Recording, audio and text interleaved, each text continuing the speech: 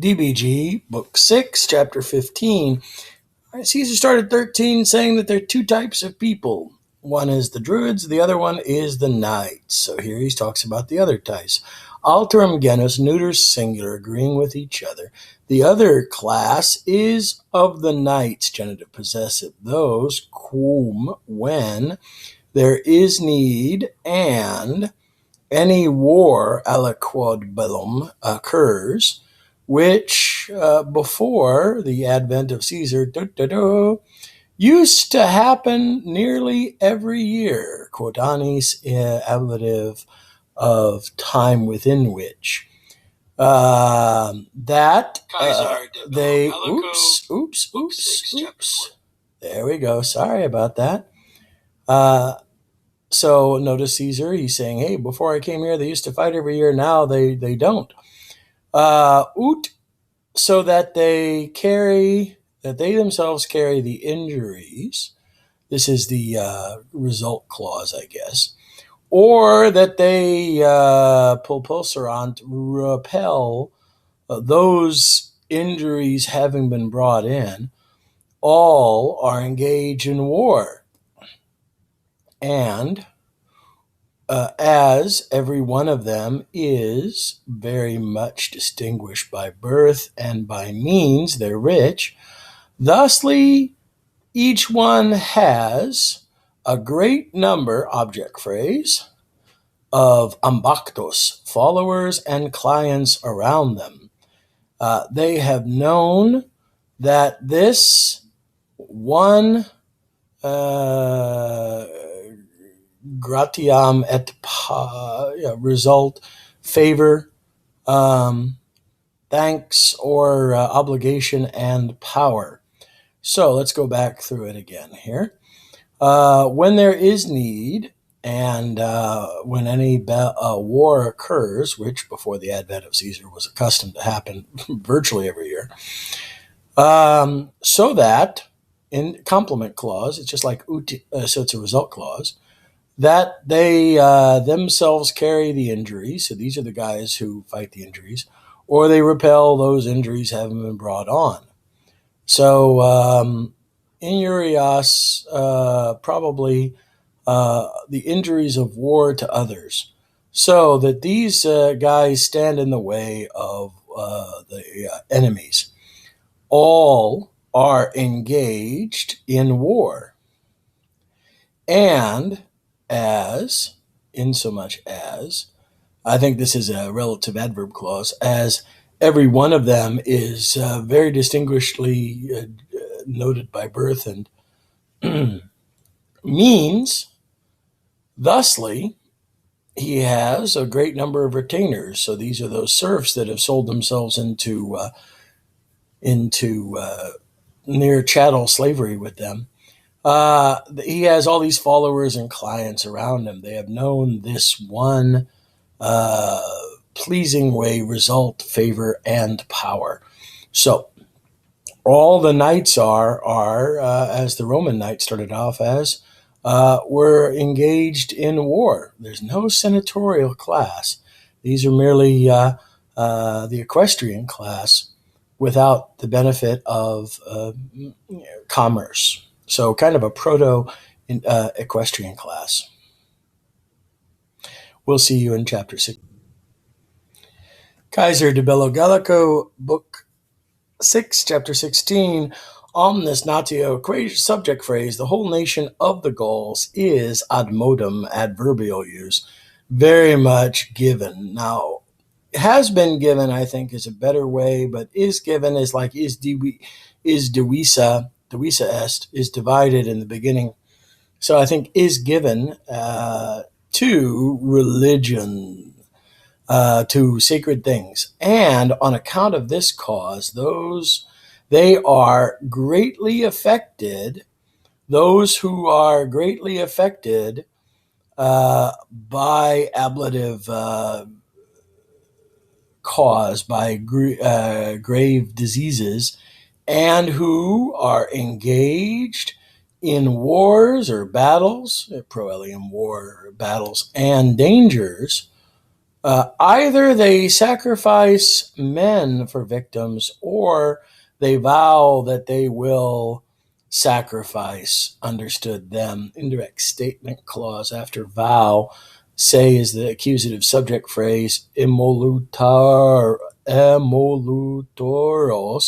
would be the predicate of the indirect statement clause. You supply essay.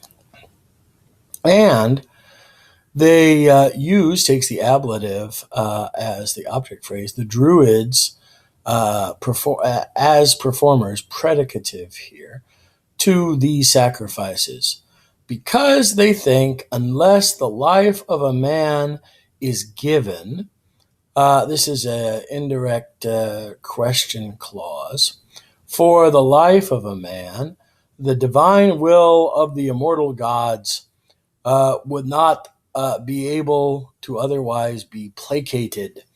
Oh my goodness. And they have sacrifices of this kind, of this same kind, having been instituted publicly.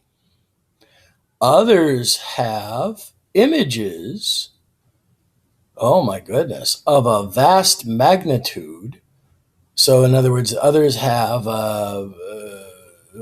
objects, images of a vast magnitude, the limbs of which, having been woven together by wicker, they fill with living beings. This is the wicker man, big man made of wicker, and you fill it with human beings.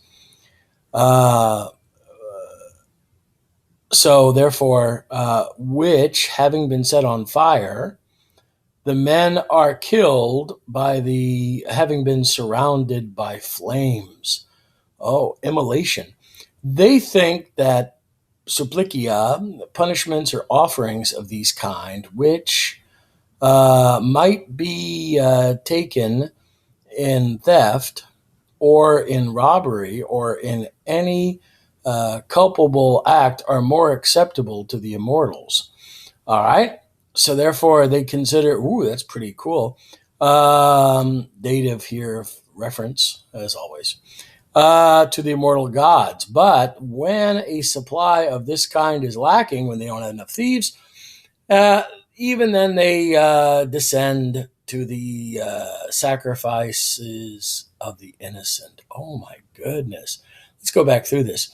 So, Caesar says in chapter 16 that the whole nation of Gaul is given to religions or religious beliefs. Very much so. Now, this parallels the first book of the Gallic Wars, where he says in the first chapter that all Gaul is divided into three parts.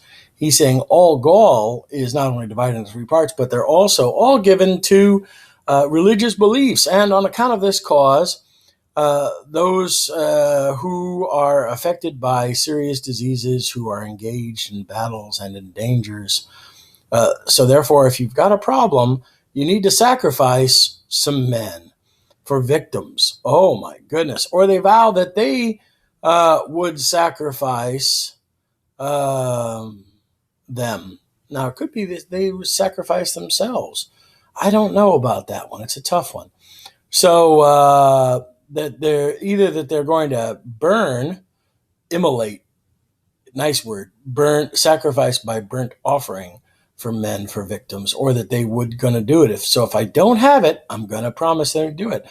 And they use the Druids as performers for these sacrifices. Why are they doing it? Because they think, this is the reason, if you're sick or if you're going to go into war, you have some dangers, unless, indirect question clause I hear, the life of a man is given for the life of a man, the divine will of the immortal gods will not be able. This is therefore, this is what they think, indirect question clause, with an indirect statement clause, the divine will would not able to be placated, complements, infinitive. And they have sacrifices of the same kind instituted by public authority, so therefore publicly. Others have, so therefore they say, we're going to burn you up. So we have some and we have others. Others have huge images with huge size, ablative of respect, perhaps, ablative of description, the members of which are having been formed by wicker, osiers, but wicker. They fill with living beings, ablative of manner, I think. With whom, having been set on fire, the men. So this would be, what's this referring to? Probably the membra here. They light the big wicker man on fire. The men are killed, having been surrounded by flames, ablative cause. So they think that the punishments of those who may be taken in theft, they think that it's a good punishment for those who were thieves or robbers or in any way were culpable, are more acceptable to the immortal gods. Just like the Romans would put together public executions, but here the Druids were even talking about theft and robbery.